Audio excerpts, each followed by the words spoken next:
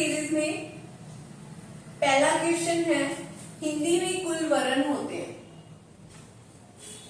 ठीक है, जब हमने वर्णों वाला टॉपिक किया था तो सबसे पहले किया था वर्ण। वर्णों की संख्या थी 52।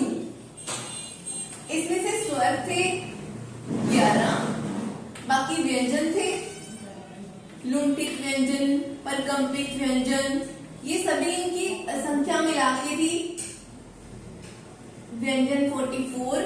बाकी ये थे व्यंजन, एक था संयुक्त व्यंजन, ये सभी की संख्या मिलाकर टोटल हुई थी 52। तो ठीक है, जब भी वर्णों वाले टॉपिक में से क्वेश्चन टोटल वर्ण पूछे जाते हैं तो इसकी संख्या होती है 52। ये हम बहुत बार कर चुके हैं। हिंदी में कुल वर्ण होते हैं 52। नेक्स्ट क्वेश्चन देखो, जातिवाचक संज्ञा नहीं है। संज्ञा वाला टॉपिक किया था तो सबसे पहले इसकी डेफिनेशन देखते हैं। संज्ञा किसी वस्तु, व्यक्ति या स्थान के नाम को संज्ञा कहते हैं। ठीक है, यहाँ पे बात कर रही है हम जातिवाचक संज्ञा की। देखो, एक पुस्तक शब्द है, पशु शब्द है, आग्रह है, उपयुक्त सभी। इसमें से क्लैरिफाई करना है कि जातिवाचक संज्ञा कौन सी है, कौन सी नहीं है। देखो, पुस्तक है, पुस्तक सिर्फ एक ही तो नहीं होती। रामायण, महाभारत या फिर कॉम्पिटिटिव एग्जाम की बहुत सारी बुक्स होती हैं, तो अलग अलग बुक्स होने की वजह से इसकी एक जाति बन गई। ठीक है, ये भी एक जातिवाचक संज्ञा में आती है। पशु भी बहुत सारे होते हैं, इनकी श्रेणियां होने के कारण इन्हें भी एक जाति में लिया गया। उपयुक्त सभी क्यों नहीं कह सकते, क्योंकि पुस्तक की जाति है, पशु की जाति है, लेकिन आगरा का किला, आगरा एक देश सिर्फ एक ही है पूरे इंडिया में, एक ही है ना। कोई भी चीज एक ही होने से वो उसकी जाति नहीं कहलाती, वो सिर्फ व्यक्तिवाचक संज्ञा में आती है। तो इसमें से अलग कौन सा हुआ, इन्होंने पूछा जातिवाचक संज्ञा नहीं है, तो कौन सी नहीं है, आगरा। क्लियर, बाकियों की जाति है ना, क्योंकि वो एक नहीं है, बहुत सारे हैं, पशु भी बहुत सारे हैं, पुस्तकें भी बहुत सारी होती हैं, लेकिन आगरा, जो आगरा जगह का, स्थान का नाम है, वो सिर्फ एक ही है। अगर आगरा का किला ले ले, वो भी इंडिया में एक ही है, इसलिए ये इनसे विभिन्न है। विभिन्न होने के लिए कौन सी संज्ञा आएगी इसमें, जातिवाचक संज्ञा। नेक्स्ट क्वेश्चन देखते हैं, लंबी कुर्सी उठा लाओ रेखा की शब्द का विशेषण बताना है।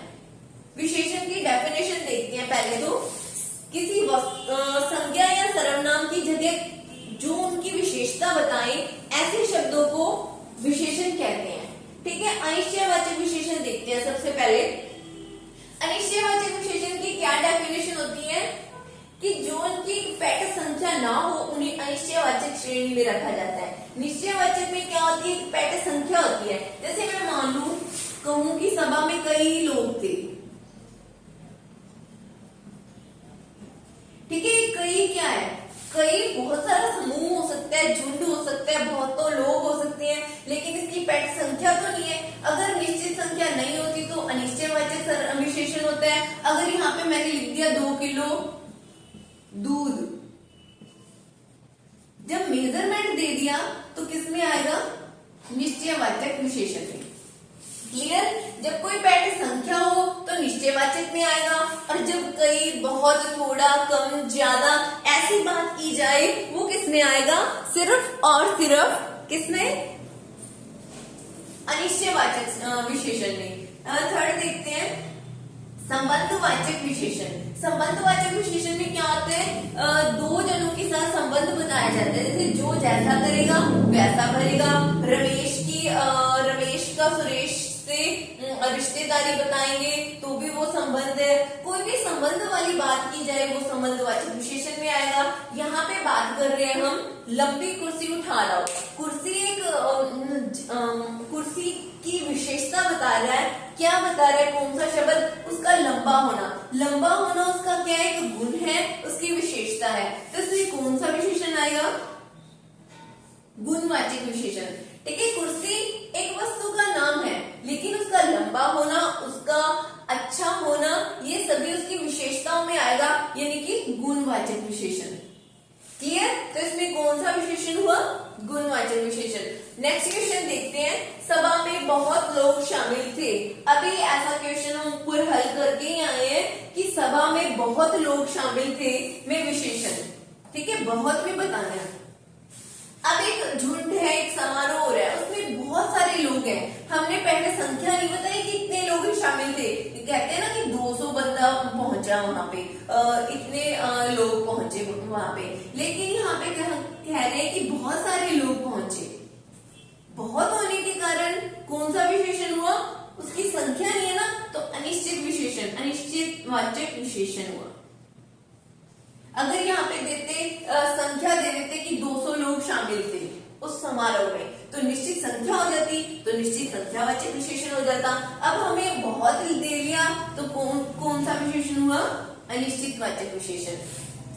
परिणाम हुए नहीं, क्योंकि यहाँ परिणाम की बात नहीं कर रहे, ना यहाँ पे कोई संबंध दर्शा रहा है। ये जो वाक्य है इस पे यहाँ पे किसकी बात की जा रही है, अनिश्चित संख्यावाचक विशेषण की। नेक्स्ट क्वेश्चन देखते हैं, कायर शब्द का विलोम है। विलोम का मीन्स होता है उल्टा, ठीक है, उल्टा। अब देखो यहाँ पे चारों ऑप्शन देखते हैं। निप्ट, निप्ट किसे कहा जाता है, कपटी को कहते हैं ना, कपटी मित्र, कपटी निप्ट। शून्य जो न के समान हो, उगर को कहते हैं तेज, ठीक है। यहाँ पे बचा साहसी का, एक बंदा कायर, उसके अपोजिट दूसरे को क्या कहेंगे, साहसी। इसका विलोम शब्द क्या होगा, साहसी। साहसी व्यक्ति होना, जो डरपोक ना हो, ठीक है। कायर का उल्टा साहसी। नेक्स्ट क्वेश्चन देखते हैं, पत्नी का समानार्थी शब्द। समानार्थी शब्द पहले समानार्थी का मतलब क्या होता है, समान अर्थ हो इसका, समान अर्थ, ठीक है। यहाँ पे समान अर्थ वाला शब्द ढूंढते हैं, ठीक है। महिला, कोई भी हर स्त्री को महिला कहेंगे, रमणी भी एक स्त्री को कहेंगे, कामिनी भी एक सुंदर स्त्री को कहेंगे, बट अर्धांगिनी किसे कहा जाता है, पत्नी को कहते हैं ना, आधा हिस्सा होता है, पत्नी को क्या कहा जाता है, अर्धांगिनी।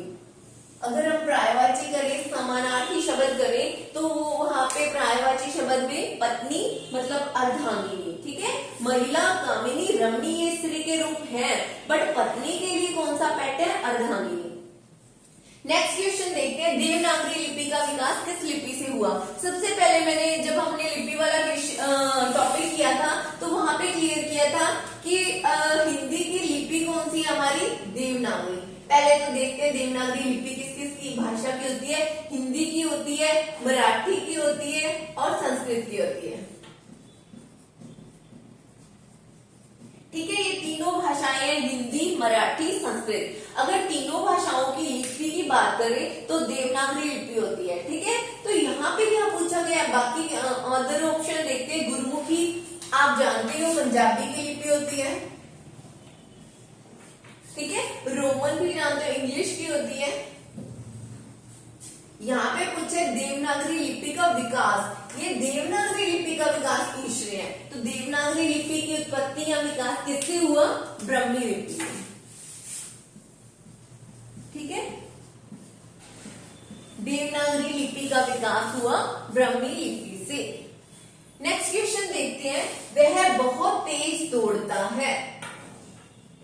वाक्य में बहुत शब्द है, वह बहुत तेज दौड़ता है, वाक्य में बहुत शब्द है। अब देखो अव्यय विशेषण, प्रविशेषण या उपयुक्त में से कोई नहीं।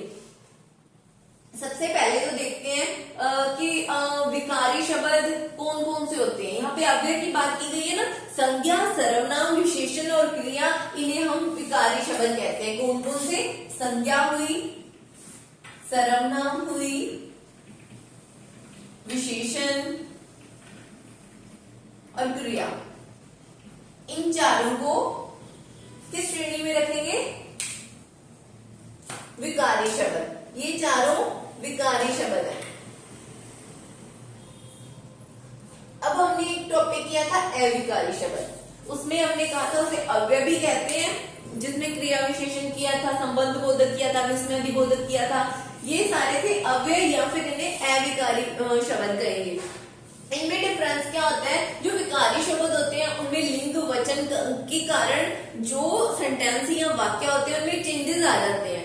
लेकिन अविकारी शब्दों में क्या होता है, जैसे अव्यय भी कहते हैं अविकारी भी कहते हैं, अव्यय की जगह अविकारी, अविकारी की जगह अव्यय आ जाए तो दैट मीन्स सेम होता है इसका मीन। इसमें क्या आएगा, जब वचन और लिंग के कारण वाक्य में चेंज नहीं होता वहां पे कौन सा अव्यय आता है या फिर अविकारी शब्द होते हैं। जैसे मान लो मैं कहूं कि उन्होंने ऐसा नहीं किया, लेकिन जो मैंने उन्होंने शब्द यूज किया है, मैं चाहे वो संज्ञा में लगाऊं, चाहे सर्वनाम में लगाऊं, चाहे अव्यय में लगाऊं, निपात में लगाऊं, उन्होंने तो शब्द उन्होंने रहेगा ना। लड़की लिंग बदलने से द्विवचन बनाओ, त्रिवचन बनाओ, बहुवचन बनाओ, वहां पे चेंज आएगा। लेकिन जो ये शब्द है यह, वह, जो, सो या फिर उन्होंने, इनमें कोई चेंज नहीं आएगा, उन्हें कहते हैं अव्यय या अविकारी शब्द। नेक्स्ट क्वेश्चन देखते हैं, कांच का पर्यायवाची शब्द है। पर्यायवाची शब्द ये टॉपिक भी हम कर चुके हैं। पर्यायवाची का मीन होता है समान अर्थी, यानी कि जो समान अर्थ हो, जिसका सेम अर्थ निकले, ठीक है, उसे कहते हैं पर्यायवाची। यानी कि उसकी जगह हम दूसरा शब्द रखेंगे, उसका स्थान घेर लेगा, उसमें कोई डिफरेंस नहीं आएगा। मैं पानी है, पानी को मैं जल कहूं, आप कहूं, वाटर कहूं, वाशर कहूं, कुछ भी कहूं, मीन्स तो पानी से ही है ना, इसे कहते हैं पर्यायवाची शब्द। यहाँ पे एक शब्द शुद्धि का भी ऑप्शन दिख रहा है हमें, जैसे कांच का पर्यायवाची पूछा है, हमें पता है कांच को शीशा कहते हैं, लेकिन यहाँ पे अशुद्धि भी तो ढूंढनी है। शीशा ये या शीशा ऐसे लिखा जाता है, ऐसे लिखा जाता है, ये रॉन्ग है, ये भी कौन सा है, ये शीशा, ठीक है। कांच का पर्यायवाची होगा शीशा, और कौन सा ऑप्शन सही है, फर्स्ट, ठीक है। लास्ट क्वेश्चन देखते हैं, द्विज शब्द का अर्थ है। द्विज शब्द का क्या अर्थ है, ब्राह्मण, दांत, पक्षी या उपयुक्त सभी। देखो ब्राह्मण को भी द्विज कहते हैं, दांत को भी द्विज कहते हैं। जब समानार्थक शब्द करते हैं उसमें ये भी दिया होगा कि द्विज शब्द है ना। द्विज का अर्थ देखेंगे, ब्राह्मण भी द्विज, दांत भी द्विज और पक्षी को भी द्विज कहा जाता है। जैसे कहते हैं ना पक्षी उड़ रहे हैं, उसकी जगह मैं द्विज लिख दूं तो भी सेम ही बात होगी, क्योंकि उसका मीन या अर्थ उसका सेम है, इसीलिए द्विज को ब्राह्मण, दांत और पक्षी। तो ऑप्शन कौन सा सही हुआ, उपयुक्त सभी, ठीक है। क्वेश्चन की थर्ड सीरीज यहाँ पे कंप्लीट होती है। नेक्स्ट सीरीज हम अगले सेशन